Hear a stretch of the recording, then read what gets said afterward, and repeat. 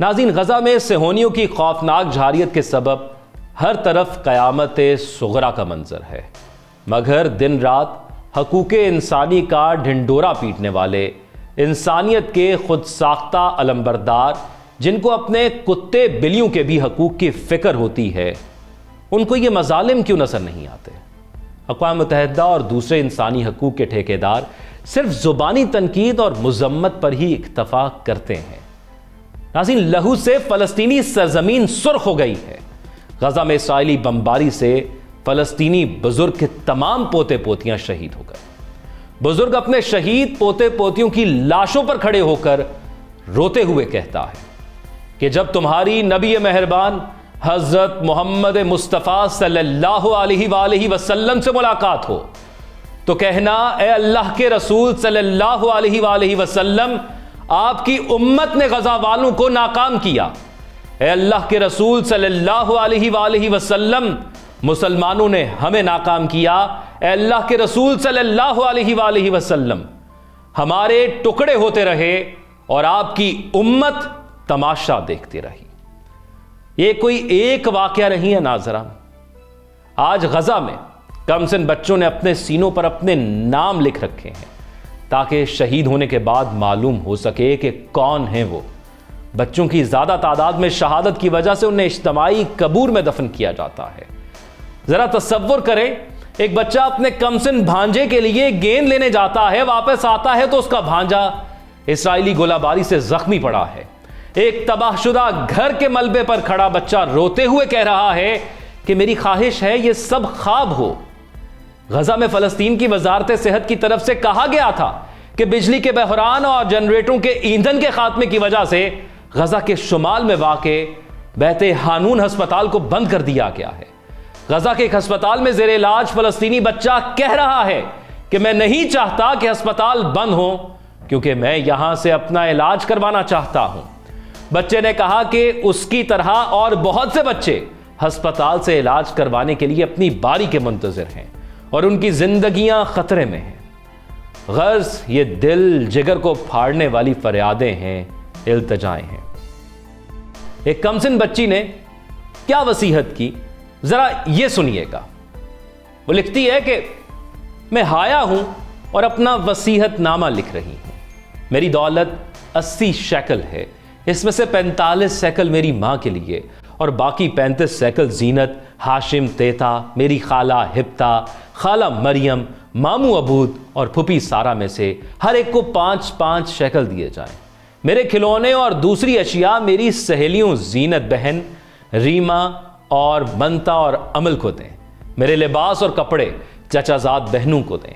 اگر بچ جائیں تو خیرات کریں۔ میرے جوتے غریبوں اور محتاجوں کو ہدیہ دیں، البتہ دھونے کے بعد۔ اس وصیحت سے اس بچی کا حوصلہ اور جذبہ ایثار معلوم ہوتا ہے جو ظلم اور بربریت میں گھر چکی ہے، جس کا گھر کسی بھی وقت صہیونی گولہ بارود کی زد میں آ سکتا ہے، لیکن اس نے مرنے کے بعد بھی دوسرے لوگوں کا خیال رکھا ہے۔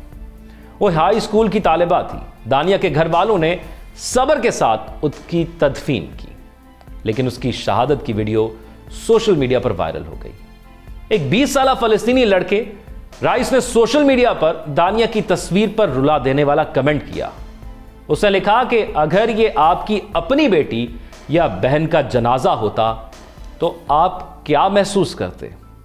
اس سوال نے مسلمانوں کے دلوں کو جھنجھوڑ کر رکھ دیا اور ہر آنکھ اشک بار ہو گئی۔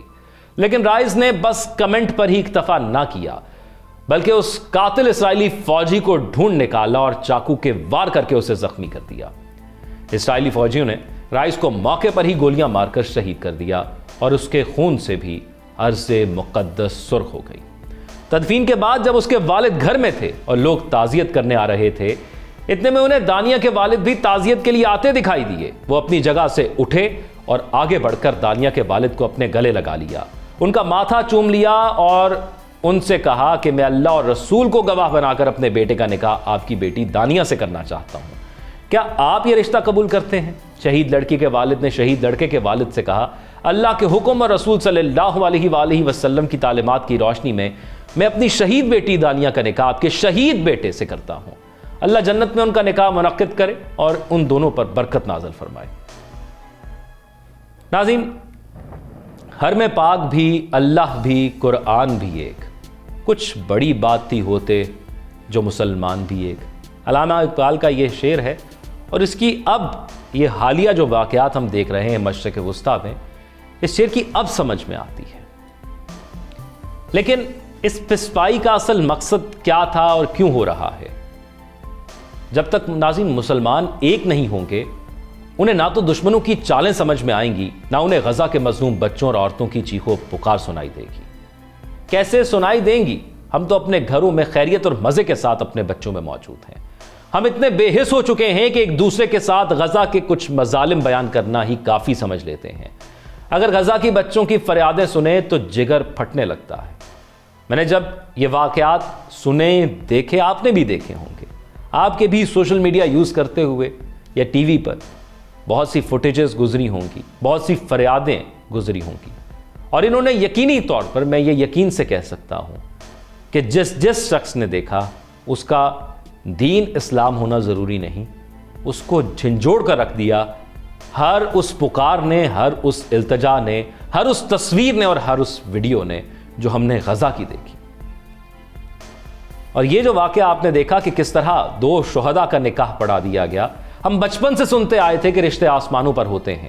وہ جملہ میرے خیال میں اسی وجہ سے کہا گیا، اس کی تعبیر ایسے حالات میں دیکھی، اور ایسا رشتہ ہوتا پہلی بار دیکھا، لیکن جب اللہ نے یہ کہا ہے کہ شہید زندہ ہوتے ہیں تو ایسا بھی ممکن ہے۔ اس لیے غزہ کے لوگوں کا تصور، آخرت تصور، جنت اور شہادت ہماری سوچ سے بالکل مختلف ہے۔ فلسطینی کہتے ہیں کہ جب اللہ نے خود شہیدوں کو زندہ کہا ہے تو ہم انہیں مردہ کیوں سمجھیں؟ اس پہلو سے زندگی کو دیکھنا اور سمجھنا بہت ہی اہم ہے۔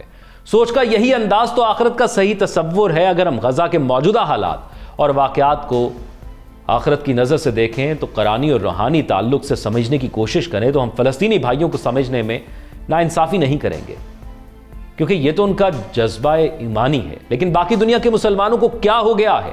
ان کی غیرت کیوں نہیں جاگ رہی؟ مسلمان قوم اس معاملے میں کیوں اندھی ہے، گونگی ہے اور بہری ہو چکی ہے؟ انہیں غزہ میں ہونے والے گولہ بارود اور ٹینکوں کی گھن گرج کیوں سنائی نہیں دے رہی؟ غزہ کے بچوں کی چیخو پکار اور فریاد کیوں سنائی نہیں دے رہی؟ غزہ میں 10 لاکھ افراد کو موسم سرما میں مناسب رہائش دستیاب نہیں ہے، اقوام متحدہ نے خبردار کر دیا ہے۔ اقوام متحدہ کے زیر انتظام انسانی امدادی سرگرمیوں کے ذمہ داران کا کہنا ہے کہ غزہ میں جاری دشمنانہ کارروائیوں کے سبب فلسطینیوں کو اب بھی سنگین خطرے کا سامنا ہے۔ انروا کے چیف کمشنر فلپ لازارینی کے مطابق گزشتہ 7 ہفتوں کے دوران میں لاکھوں فلسطینی نقل مکانی پر مجبور ہو گئے۔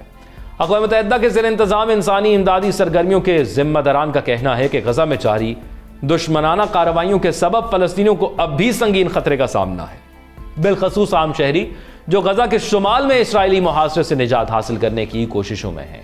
فلسطینی پناہ گزینوں سے متعلق اقوام متحدہ کی امدادی ایجنسی کے چیف کمشنر فلپ لازارینی کے مطابق غزہ کے شمال میں جاری فوجی آپریشن کے نتیجے میں گزشتہ 7 ہفتوں کے دوران میں متعدد فلسطینی نقل مکانی پر مجبور ہو گئے ہیں، اور یہ تعداد سینکڑوں میں نہیں ناظرین، ہزاروں میں نہیں بلکہ لاکھوں میں ہے۔ انسانی امور سے متعلق اقوام متحدہ کے رابطہ کار دفتر کے مطابق غزہ پٹی کے شمال میں، جس میں غزہ شہر بھی شامل ہے، گھریلو گیس کی شدید قلت نے فلسطینی گھرانوں کو ایندھن کے حصول کے لیے کچرا جلانے پر مجبور کر دیا ہے۔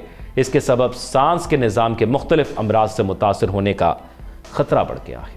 ناظرین، ادھر عالمی خوراک پروگرام کا کہنا ہے کہ بھوک کے بحران کے ابتر ہونے کے ساتھ بنیادی غذائی اشیاء کی قیمتوں میں جنگ سے پہلے کے مقابلے میں 1000% تک اضافہ ہو چکا ہے۔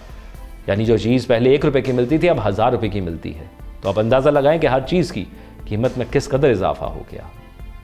اگرچہ کچھ عرصہ قبل غزہ کے وسط میں روٹی کے 7 تندوروں نے کام شروع کر دیا تھا، مختلف بیکریوں پر ملنا شروع ہو گئی تھی، لیکن وہاں پر اتنا رش ہو گیا ہے کہ لوگ حبس کی وجہ سے بھی شہید ہو رہے ہیں، اور جو امداد ان تک پوری دنیا پہنچانا چاہتی ہے وہ بھی تو روک دی گئی ہے، وہ بھی اسرائیل کی بربریت کا نشانہ بن رہی ہے۔ اور سلام ہے ان تنظیموں پر، فلاحی تنظیموں پر، جن کے کارکنان وہاں پر موجود ہیں، امداد کی کوشش کر رہے ہیں، کیونکہ اسرائیل یہ جنگ کے اصولوں میں سے سب سے بڑے اصولوں میں ہے کہ امدادی کارکنان کو کچھ نہیں کہا جاتا۔ یہاں پر تو ان کو بھی مارا جا رہا ہے۔ آپ کی رائے کیا ہے؟ کمنٹ سیکشن میں آگاہ کیجیے گا۔